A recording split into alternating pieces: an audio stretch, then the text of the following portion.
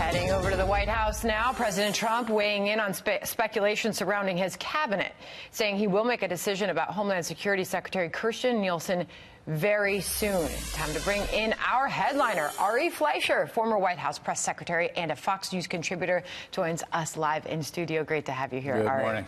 All right, so first up, the shakeup, the changes that you're seeing at the White House, what you're hearing from the president on this, your thoughts? Well, this is a very traditional thing that presidents do. Donald Trump does it a little bit, not same traditionally. Nor does he anything. Well, that's right. He has a very outsider approach, and I've never faulted that outsider's approach. That's why he was elected. My only advice is, as you're going to make legitimate changes, have the person that you're going to newly nominate ready the same day that you announce somebody is leaving.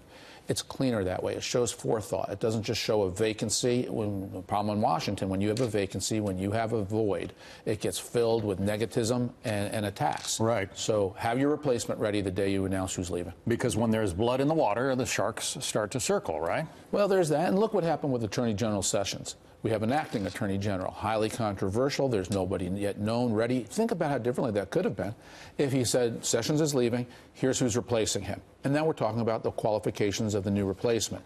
Instead, we're in this abyss about whether the acting attorney general is legal or not. Well, the president said this in an interview to the Daily Caller on White House changes. I'm looking at things. I haven't made a decision yet. I will be making a decision on Homeland shortly. I have not made decisions yet. I will be making changes on various things, which sort of leaves the door open to possibly more changes than just this. And he's entitled to that. Presidents should get the team that surrounds them. And it should be a team of outsiders. It should be a team of people who do it Donald Trump's way, who give the president support, who let the president know they've got his back, they are for his policies, and that's what they're going to do. He deserves that. He was elected. He gets his team, even if establishment people don't like it.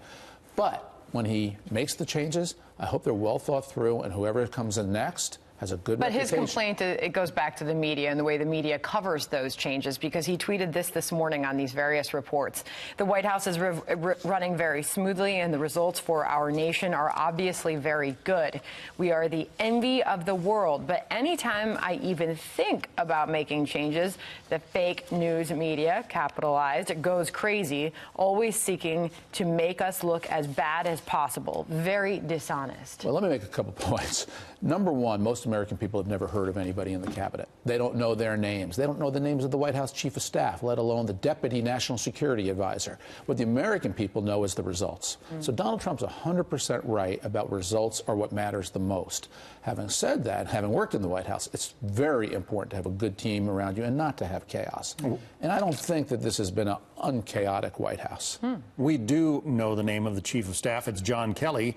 Kirstjen Nielsen, the Department of Homeland Security Secretary, got her job in part because she had been his right hand, and now there are rumors that he may be on his way out. Yeah, those rumors have been around for a long time, haven't they? And they haven't been true.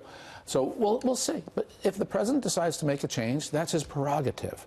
My only point is be thoughtful about your changes so you don't leave that vacuum, you don't leave the void. For example, when Donald Rumsfeld was fired the day after the 2006 midterm by George W. Bush, Bush also announced Robert Gates as the new Secretary of Defense the same day. It was crisp, it was clean, it was forward-looking. But isn't that how the word gets out, that somebody has a short lease on life because all of a sudden there's a job search for the replacement?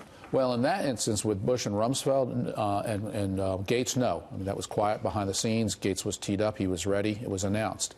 Clearly, we've always been reading since President Trump got elected about who's next. And everybody seems to be next. Sometimes it's accurate, sometimes not. Care to weigh in on this Deputy National Security Advisor reassigned after the First Lady's office publicly called for her ouster from the White House, and this feud that we are learning about between the First Lady and her? Yeah, number one, if you work at the White House, you don't quarrel with the First Lady. I mean, it's just a rule. You should be smarter than that. And if you do have a difference, handle your difference with respect.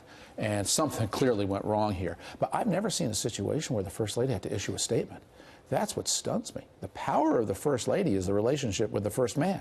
You tell the president there's something wrong here, and the president takes action. What's stunning to me is action wasn't taken, and so she had to issue a press statement. I've never seen that before. What does that tell you?